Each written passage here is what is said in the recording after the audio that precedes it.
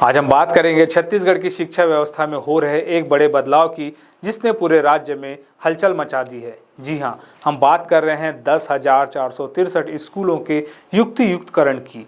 ये क्या है, क्यों हो रहा है और इसका विरोध क्यों हो रहा है? क्या ये छत्तीसगढ़ के बच्चों के लिए वाकई एक शिक्षा क्रांति लाएगा या फिर ये एक नया विवाद बनकर रह जाएगा? इस वीडियो में हम हर पहलू को गहराई से समझेंगे, तथ्यों के साथ और छत्तीसगढ़ के नज़रिए से। तो चलिए शुरू करते हैं, और अगर आपको ये वीडियो पसंद आए तो लाइक, शेयर और सब्सक्राइब करना ना भूलें। नमस्कार, मैं चंद्रशेखर और आप देख रहे हैं नव प्रदेश टीवी। सबसे पहले ये समझते हैं कि आखिर ये युक्तियुक्तकरण है क्या। आसान भाषा में कहें तो युक्तियुक्तकरण का मतलब है स्कूलों के संसाधनों को, जैसे कि शिक्षकों को, इमारतों और दूसरी सुविधाओं को सही और ज़रूरत के हिसाब से बांटना। छत्तीसगढ़ सरकार ने मई 2025 में एक बड़ा फैसला लिया, जिसमें 10,463 स्कूलों का युक्तियुक्तकरण करने का आदेश दिया गया।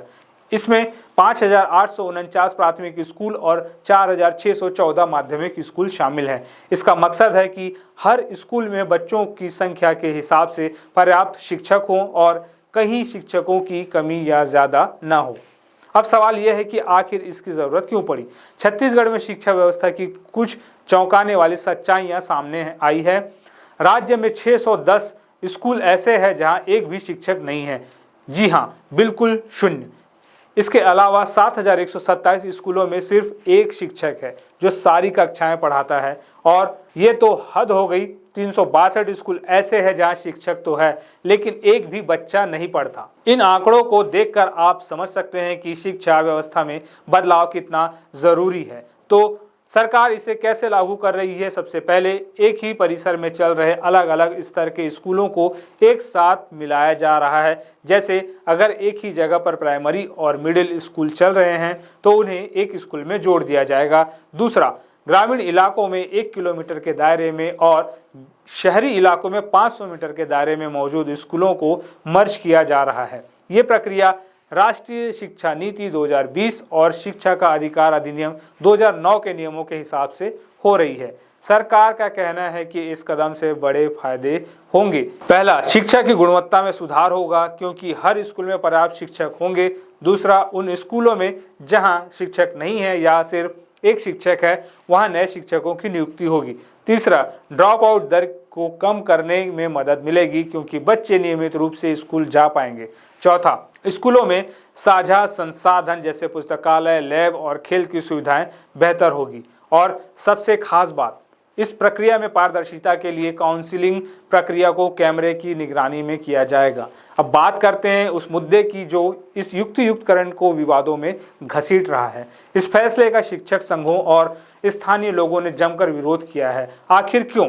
चलिए इसके कारणों को एक एक करके समझते हैं। सबसे बड़ा मुद्दा है शिक्षकों का स्थानांतरण।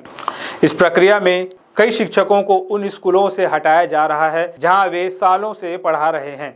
ये शिक्षक अपने गांव, अपने घर, अपने बच्चों की पढ़ाई को छोड़कर दूर दराज के इलाकों में जाना नहीं चाहते।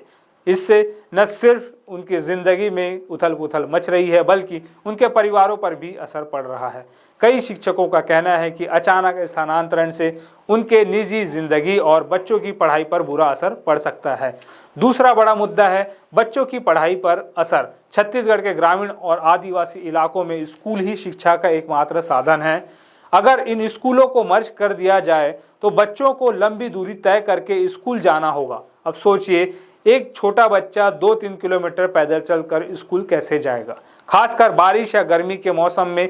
इससे बच्चों की स्कूल में नियमित उपस्थिति कम हो सकती है और ड्रॉप आउट की समस्या बढ़ सकती है। तीसरा, स्थानीय लोगों में भी भारी नाराजगी है। गांव में स्कूल सिर्फ पढ़ाई का केंद्र नहीं बल्कि समुदाय का एक अहम हिस्सा है। अगर गांव का स्कूल बंद हो जाए या मर्ज हो जाए तो लोगों को लगता है कि उनके बच्चों का भविष्य खतरे में है। चौथा, शिक्षक संघों ने इस प्रक्रिया में पारदर्शिता की कमी का आरोप लगाया है। उनका कहना है कि सरकार ने यह फैसला बहुत जल्दबाजी में लिया और शिक्षकों से ठीक से सलाह मशवरा नहीं किया गया। हालांकि सरकार ने दावा किया है कि काउंसलिंग प्रक्रिया को कैमरे की निगरानी में किया जाएगा, लेकिन शिक्षकों का भरोसा अभी भी पूरी तरह नहीं बना है और आखिरी कुछ शिक्षकों को डर है कि स्कूलों के मर्ज होने से उनकी नौकरी पर खतरा मंडरा सकता है, खासकर उन स्कूलों में जहां बच्चों की संख्या बहुत कम है। हालांकि सरकार ने साफ किया है कि किसी शिक्षक की नौकरी नहीं जाएगी, लेकिन फिर भी ये डर शिक्षकों के मन में बना हुआ है। अब सरकार का पक्ष भी सुन लेते हैं। छत्तीसगढ़ के मुख्यमंत्री विष्णुदेव साय ने इस फैसले को एक दूरदर्शी कदम बताया है। उनका कहना है कि ये कदम शिक्षा व्यवस्था को और मजबूत करेगा। जो युक्तियुक्तकरण है ये छात्रों के हित में है। अब आप देखिए कि पिछले समय ऐसा ट्रांसफ़र हुआ पिछली सरकार में कि 300 स्कूल शिक्षक विहीन है, 5000 स्कूल एक शिक्षकीय है और बहुत सारे मैदानी क्षेत्र के स्कूल हैं जहां स्टूडेंट से टीचर ज़्यादा हैं। समझ रहे हैं, स्टूडेंट से टीचर ज़्यादा हैं, तो इसको हम लोग बैलेंस कर रहे हैं। और कहीं कहीं एक ही परिसर में कई स्कूल हैं, 2-2, 3-3 प्राइमरी स्कूल हैं, कहीं बच्चे नहीं हैं। तो अगर हम उसको ठीक करते हैं, बच्चों के हित में शिक्षा का गुणवत्ता सुधारने के लिए अगर हम बैलेंस बनाना चाहते हैं, सब जगह हम शिक्षक देना चाहते हैं, तो इसमें क्या बुराई है।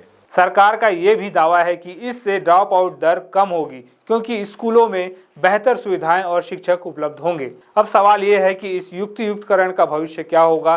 क्या ये वाकई छत्तीसगढ़ की शिक्षा व्यवस्था को बदल देगा या फिर ये एक ऐसा फैसला बन जाएगा जो सिर्फ कागजों तक सीमित रह जाएगा? एक तरफ सरकार का दावा है कि ये बच्चों और शिक्षकों दोनों के लिए फायदेमंद है, तो दूसरी तरफ शिक्षकों और स्थानीय लोगों का विरोध बता रहा है कि इस प्रक्रिया में कई खामियां हैं। हमारी राय में शिक्षा हर बच्चे का अधिकार है और छत्तीसगढ़ जैसी आदिवासी बहुल्य राज्य में ये और भी ज़रूरी है। अगर सरकार इस प्रक्रिया को पूरी पारदर्शिता और शिक्षकों छात्रों की सुविधा को ध्यान में रखकर लागू करती है तो ये एक बड़ा बदलाव ला सकता है, लेकिन इसके लिए ज़रूरी है कि शिक्षकों की शिकायतों को सुना जाए, बच्चों की सुविधाओं को प्राथमिकता दी जाए और ग्रामीण इलाकों की ज़मीनी हकीकत को समझा जाए। अब आपकी बारी। क्या आपको लगता है कि ये युक्तियुक्तकरण छत्तीसगढ़ की शिक्षा व्यवस्था को बेहतर बनाएगा या फिर ये बच्चों और शिक्षकों के लिए नई मुश्किलें खड़ी करेगा? अपनी राय कमेंट बॉक्स में ज़रूर बताएं और हाँ, अगर आपको ये वीडियो पसंद आया तो लाइक करें, शेयर करें अपने दोस्तों के साथ। हमारे चैनल को सब्सक्राइब करना ना भूलें।